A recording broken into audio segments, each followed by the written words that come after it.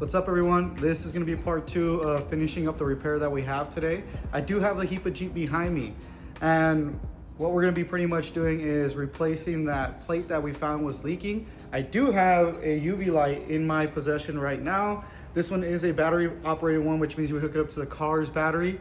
And these tend to be a little bit stronger than your like battery operated ones with LED lights. These shine a lot brighter, especially during the day, because right now it's about midday. So peak sun is out. A lot of light is gonna be in the engine bay right now.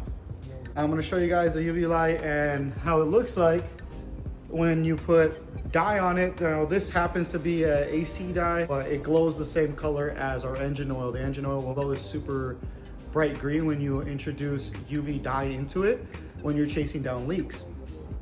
So with that being said, I'm pretty much just gonna time lapse the rest of it. I'll just kind of pause and show you guys some key moments. But for the most part, this is just finishing the Heap Jeep up. Now on these Jeeps, you do have to fill up the cooling system. Usually under pressure, it's a lot easier to do it. And I do have a snap-on coolant refilling kit here. And this is really good because it puts the system under a vacuum to help absorb brand new coolant into the system. And it's really good at mitigating having air pockets inside your cooling system.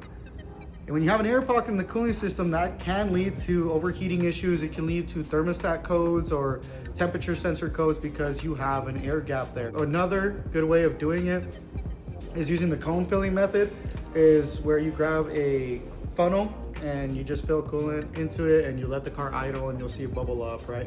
If you don't have access to one of these, then that's another good way of doing it. Now, some cars, you do have to put them under a vacuum, and that is up to service information. Most cases, service information will tell you if you need to put the cooling system in a vacuum, okay?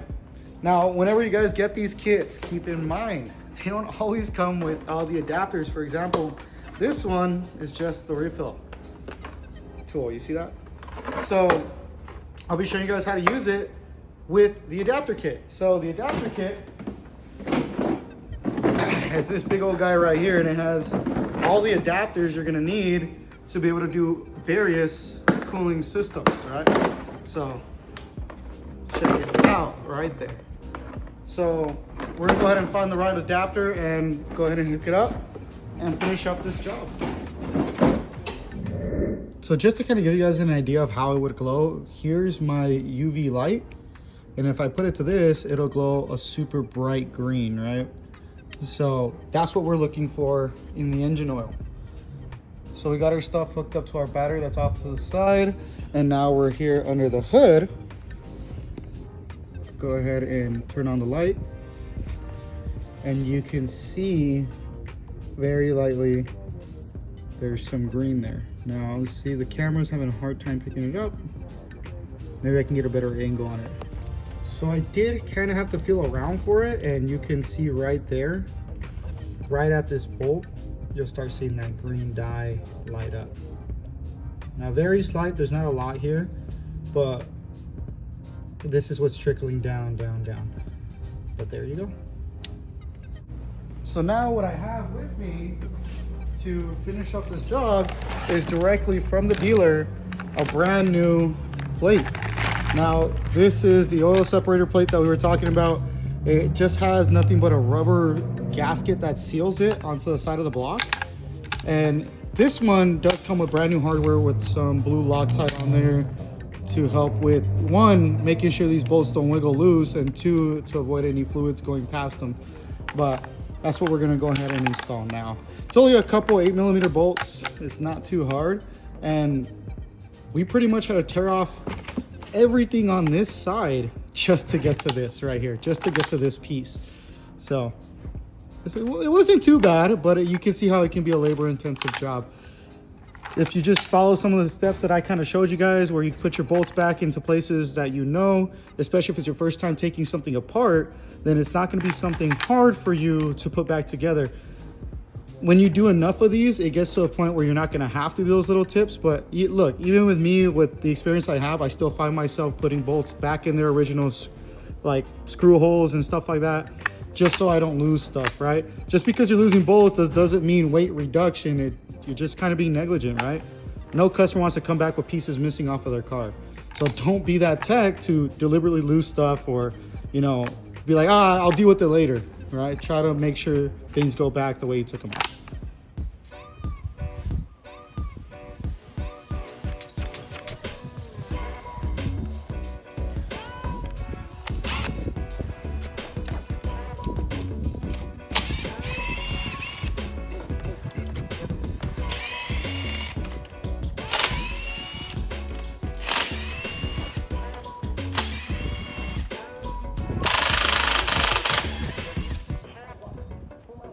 Grab the rocks too.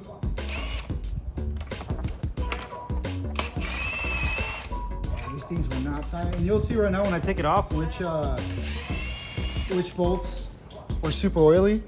Now this one is always the one that gets oily. I'll show you. Just rip this sucker out. Now I do need the panel popper. I gotta get some of those clips off.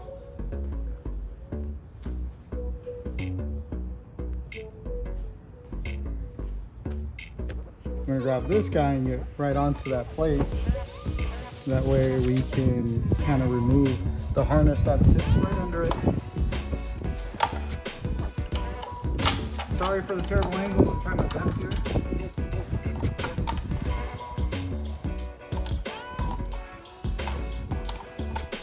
In retrospect, I probably should have taken these off before unbolting it, but you get excited. You work on stuff. This is the old plate, right? And if we look right under it and kind of in the sun, you'll see some where the oil was coming out. But that bolt right there, you can see where the UV dye was coming out of. So they always tend to fail around this area. And in this case, that's exactly where it failed on this one. It failed right through this bolt here, and it started to fail from here and here, but mostly from here. So I'm gonna go ahead and grab a rag, clean myself up, and then go ahead and put the new plate. Now, whenever you're putting the new plate on, okay, make it a point to clean the old mating surface of where this was. So we wanna make sure we're cleaning this right here. You don't want to leave this dirty, because if you have any hard or foreign debris and you put the brand new gasket on there, you're just gonna make double work for yourself, because it can leak, and in most cases it will leak. So we don't need anything crazy. You could use emery cloth.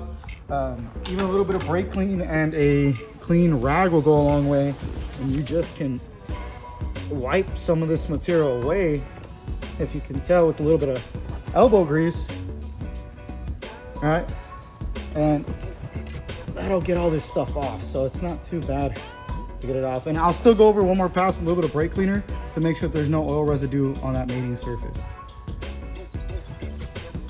So when it comes to the brake clean, right, I always see a lot of people just go crazy with it and spray it all over the place. I don't like doing that, because you're wasting brake cleaner, and those of you who know, who've had to buy it on your own, know how expensive it can be. So I always like to put the straw in there, spray some on the cleaning rag I'm using, all right, and then I'll spray some on the location of where I'm gonna clean. Give it a good wipe down. That way I'm not wasting my brake cleaner, and I still have a wet rag with this undentured alcohol on there, right?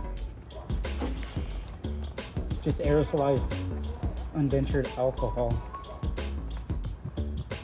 It doesn't leave any sort of residue behind, like carburetor cleaner. Carburetor cleaner, a lot of people like to use that in the place. I don't recommend using that, because carburetor cleaner will leave an oily residue behind. You can use like electrical connection cleaner too, right? Mass airflow cleaner, different forms of like brake clean, if you can't get your hands on brake cleaner. Now, as far as this piece right here, where the knock sensors sit, where there's a bunch of oil, I'd like to spray a little bit on the starter housing and wipe down the starter housing, because that oil can cause issues in the future, especially with like heat retention. I'm gonna make sure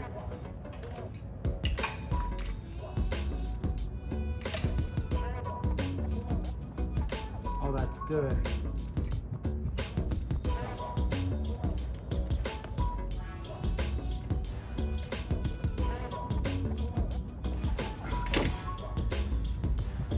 So now that we have this whole area clean, right, especially the mounting surface of our new plates, you want to be careful when you're in this area. These cars tend to have a lot of harnesses. You don't want to break anything. You want to be very delicate. If you're working on flat rate, which my flat rate techs know, you can still be efficient in flat rate and not break the car as you're doing it. Now,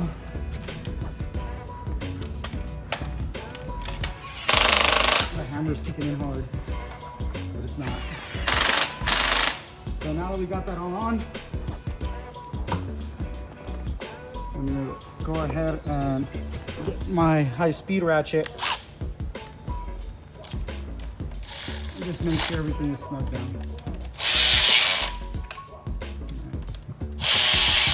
Again, we're bolting down plastic. No need to go hard on this. So now that that's all put together, right, I'm gonna go ahead and start connecting my harness back on the bottom and connecting all my clips on the side. So, now,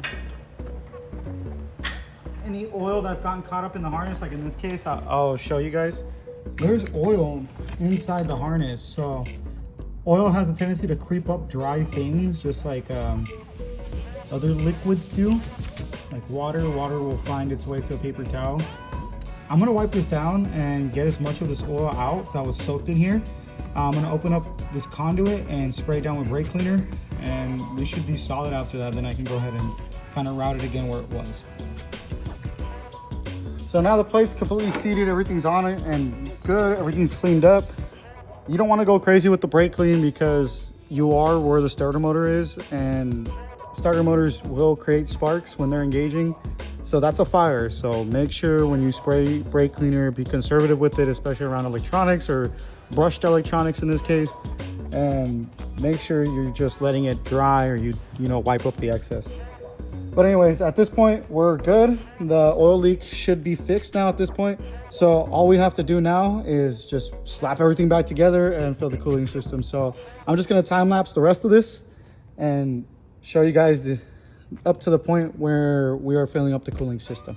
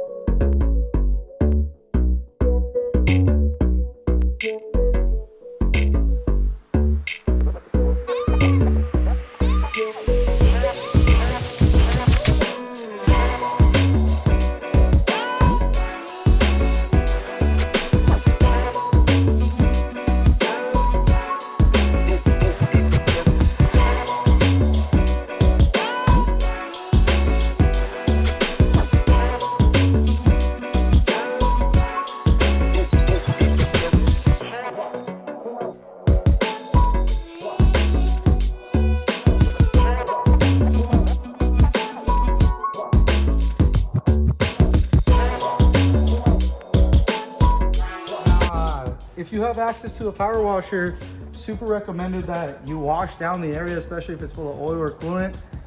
You don't want to leave that type of residue behind because customers are going to come back. You got to put yourself in their shoes. They've never been under their car. They're taking it to you for a reason. You're the specialist, right? You're the technician. They have no idea why it's leaking oil or why there's still oil residue on it.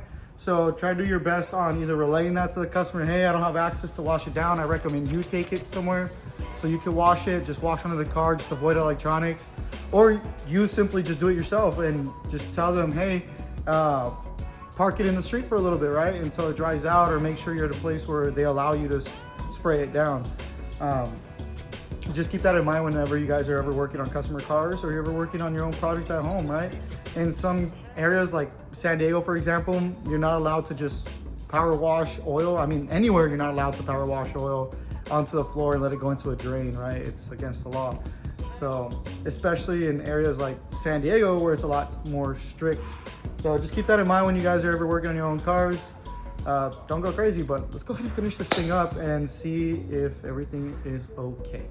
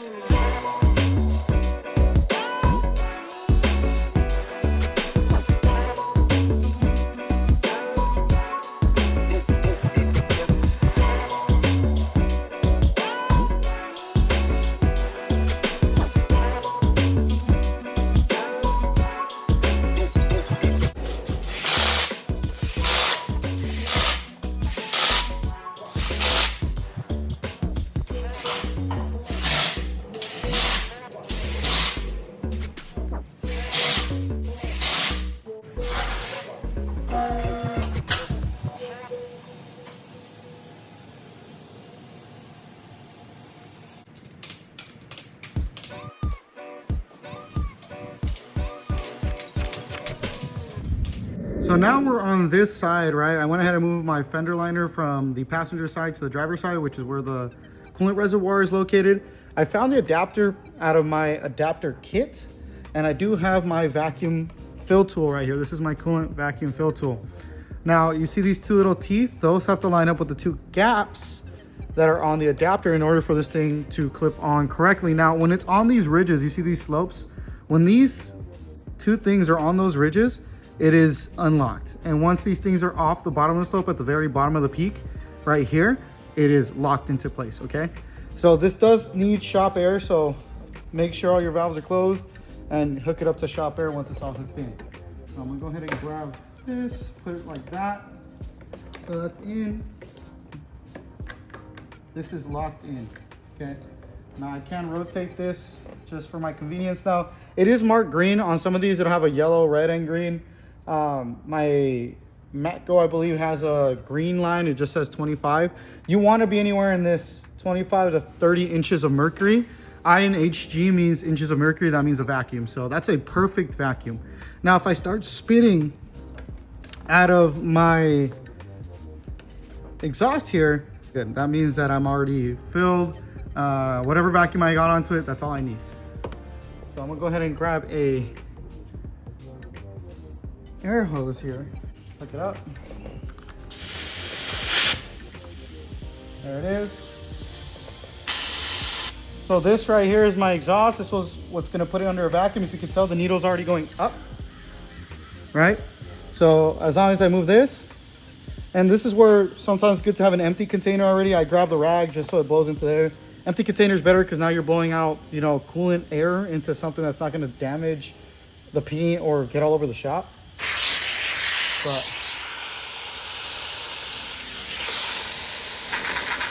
you see how we got some liquid going into there and it's kind of fluctuating. You see how we're at steady 25. Sometimes whenever you guys are doing like water pumps and stuff like that and you have to use one of these vacuum fill tools, it's always a good idea to just let it sit at the vacuum it's supposed to be at. So right now it's sitting at 25 inches of mercury, a little bit less, maybe 24-ish. So I'm gonna let it sit there, give it a couple seconds. Sometimes I leave it here for a minute, come back, and if it drops some, that means I have a leak somewhere in my cooling system. The only reason I'm doing this is because we lost coolant when we took out the intake, and there is a possible part where we could have an air bubble or, you know, excuse me, not enough coolant. So our fully draining a system with concentrated coolant, the rule of thumb is about 1 gallon of concentrate and 1 gallon of water to make a 50-50 mix. So I go half here and half water. And in this case, we didn't lose a lot of coolant. I'm okay with just putting nothing but concentrate in there. So I'm gonna grab this part that has a strainer, this piece right here. This goes into your coolant. And now that second lever we closed, and make sure you're watching this because we don't want to lose, say it was empty and we lose all this coolant. Now we just sucked in air into the system. We're having to repeat the process. But now that we have that hose in there, I'm gonna go ahead and hit the other lever, close this one, open the one in the back, and you're gonna see it get sucked in there.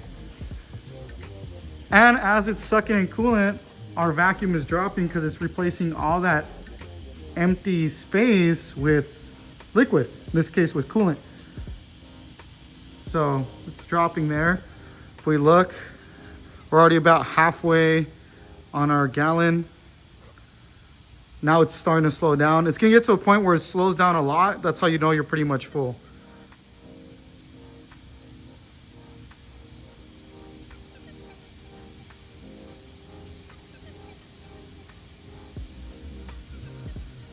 So we are about a halfway on the concentrate. At this point, I would go ahead and close this up while I still have a vacuum and put water in this.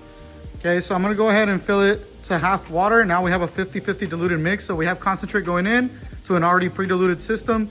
And I'm gonna make sure the rest that goes in there is pre-diluted. Now we have a 50-50 mix. I can go ahead and open this valve again. And you'll see the color of that coolant line is now a lot brighter. And you can tell we're pretty much full when we're at zero vacuum. So right there, we're all good to go. I'm gonna unhook everything. I'm gonna close this valve up. I'm gonna open it, twist it off, and make it a habit of yours to double check your level on your coolant and just top off as needed. So now that we got this, I'm gonna grab my rag. I let it make a mess. And to get the rest of it into the jug, what I do is I tend to lift it up, open that valve again, the one that we use to fill the system with, kind of tilt it downwards. That way it goes back into the jug. So now I can put this back in its kit. I can top off whatever I need. Move my adapter here.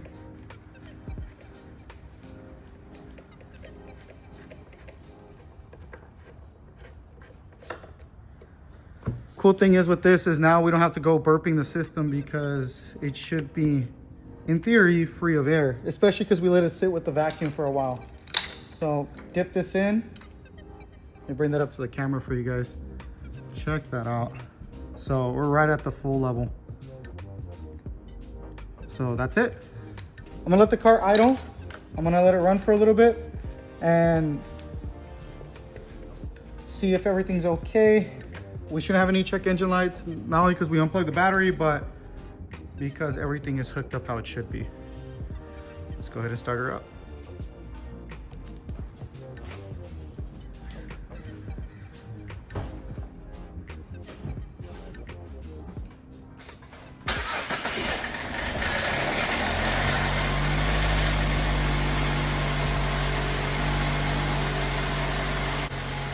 I don't have any leaks. I'm gonna go ahead and raise the car either way to double check myself. But everything looks good. I have no check engine light, but when we take it on that test drive, we'll be able to know for sure. So now I'm on the underside of this thing, and you can tell that this customer does use the Jeep for what it's meant to do, and that means go off-road. Now, we don't have any other leaks. Maybe our drain plug is leaking, or looks like our lower oil pan, maybe even our upper oil pan is leaking. These tend to leak, it's not uncommon. But our initial leak, that was the issue. I went ahead and gave it a couple revs before I put it up in the air, and there is no oil whatsoever. So best case scenario for this is just washing it down, making sure there's no more mud or debris on it. And this is it, this is repaired.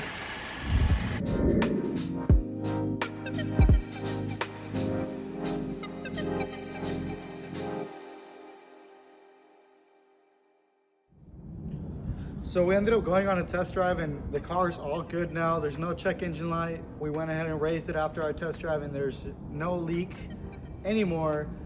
we're all solid. If you guys are enjoying these kind of videos, I'm gonna go ahead and try to make more of these. Please leave me some feedback on some stuff you guys like to see, maybe some different point of views, maybe some other types of content. This is kind of supposed to be a light repair, just giving you guys some tips and just seeing how I would go ahead and repair a vehicle and what my process is, especially when it comes to diagnostics and going through with the repair. So I'm seeing a lot of people do struggle with diagnosis, so that's going to be something on the menu. I'm looking for more vehicles to actually show you guys maybe the diagnostic process, or just covering the 3 C's, which is cause, concern, and correction, right? Making sure that the customer leaves with a better car than what they came in with, and with your reputation higher than what it was, right? So if you guys enjoyed, please leave me feedback, and as always, thank you guys, and I appreciate all the support. Take it easy. Sensor codes because you have an air gap there. This is a good way of doing it. Another good way of doing it. So